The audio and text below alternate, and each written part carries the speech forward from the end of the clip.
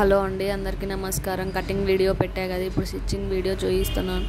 వీడియోలో చూపించిన విధంగా ఇలా మెయిన్ క్లాత్ మీద లైనింగ్ క్లాత్ పెట్టుకొని ఈ విధంగా వీడియోలో చూపించిన విధంగా నెక్ అనేది ఈ విధంగా కుట్టుకోవాలండి. కుట్టుకున్న తర్వాత మెల్లిగా చూపిస్తున్నాను.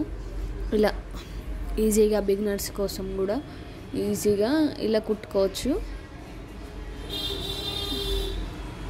కుట్టుకున్న తర్వాత అనేది క్లాత్ కట్ చేసుకొని కట్స్ పెట్టుకోవాలి. టక్స్ పెట్టుకొని రివర్స్ చేసుకోవాలండి. లైనింగ్ని రివర్స్ చేసుకున్న తర్వాత ఇదే విధంగా వీడియోలో మళ్ళీ స్టిచ్ చేసుకోవాలండి. పైనంగా ఒక కుట్టు గట్టిగా వేసుకుంటే మంచిగా లుక్ అనేది బాగా కనిపిస్తుందండి. ఇలా కంప్లీట్ అయిపోయిన తర్వాత మొత్తం అటాచ్ చేసుకోవాలి. క్లాత్ని ఇలా వీడియోలో చూపించిన విధంగా అటాచ్ చేసుకోవాలి.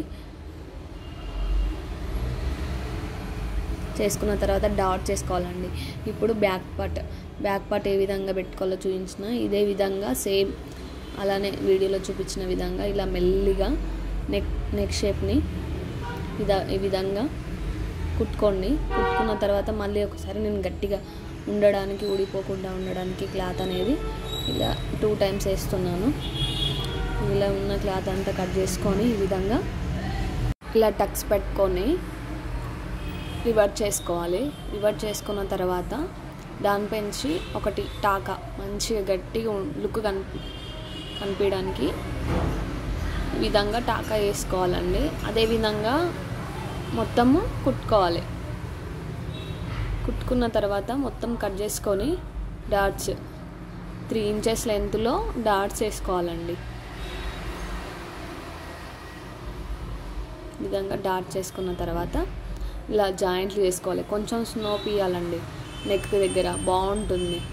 స్నో ఇస్తే భుజాలు జరగకుండా బాగుంటాయి, జారకుండా. నెక్స్ట్ హ్యాండ్స్ అండి. హ్యాండ్స్ నాకు ఇక్కడ లైనింగ్ క్లాత్ కొంచెం అటాచ్ చేయాలి, అటాచ్ పడుతుంది. అందుకే క్లాత్ అంతా అటాచ్ చేసుకొని ఈ విధంగా వీడియోలో చూపించిన విధంగా కట్ చేసుకోవాలి, సేమ్ ఉండేటట్టు. అదేవిధంగా వర్క్ బ్లౌజ్ కాబట్టి కట్ వర్క్ బ్లౌజ్ ఈ విధంగా లైనింగ్ లోపలికి మడత పెట్టుకొని ఈ విధంగా వీడియోలో చూపించిన విధంగా పెట్టుకొని సేమ్ అదే విధంగా ఇంకో హ్యాండ్ కూడా అదే విధంగా కుట్టుకోవాలండి.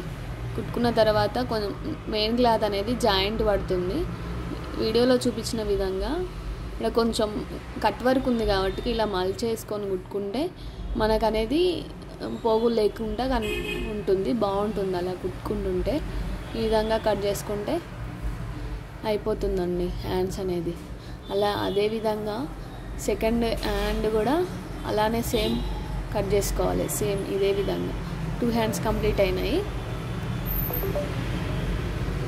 తర్వాత నేను బాడీ పార్ట్కి హ్యాండ్స్ అటాచ్ చేస్తున్నాను. ఇలా కొంచెం తీసుకొని 1/2 inch మెల్లిమెల్లిగా కుట్టుకోవాలండి.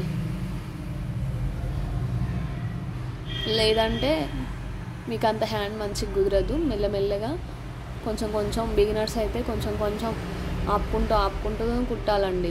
అలా కుడితేనే హ్యాండ్ అనేది కరెక్ట్ షేప్లో వస్తుంది. ఇలా నెక్స్ట్ వేరే ఇంకో టాకా వేయాలండి. అంతే, ఒక హ్యాండ్ కంప్లీట్ అయింది.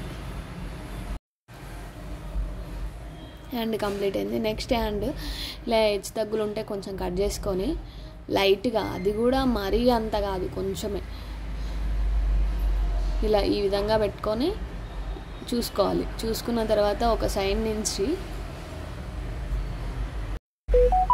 వీడియోలో చూపించిన విధంగా నేను ఎలా అయితే కుడుతున్నానో అదే విధంగా మీరు కూడా అదే విధంగా కుట్టండి. ఇలా కొంచెం తీసుకుంటే బ్లౌజ్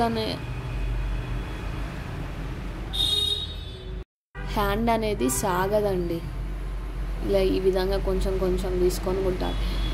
మనకు తొందరగా అయిపోతుంది కదా, ఫాస్ట్ కుట్టేద్దాం అంటే అలా కుదరదు, బాగుండదు. కుడితే షేప్ అనేది హ్యాండ్ షేప్ అనేది పోతుందండి. 1/2 inch ఎగ్జాక్ట్గా వచ్చేటట్టు చూసుకొని కుట్టుకోవాలి. ఈ విధంగా కంప్లీట్ అయిందండి. హ్యాండ్ ఇలా ఫోల్డింగ్ చేసుకొని 5 inches తీసుకున్నాను. వాళ్ళకి 5 inches ఉంది, అంటే మొత్తం 10 inches హ్యాండ్ లూజు. అయితే 5 inch తీసుకున్నాను.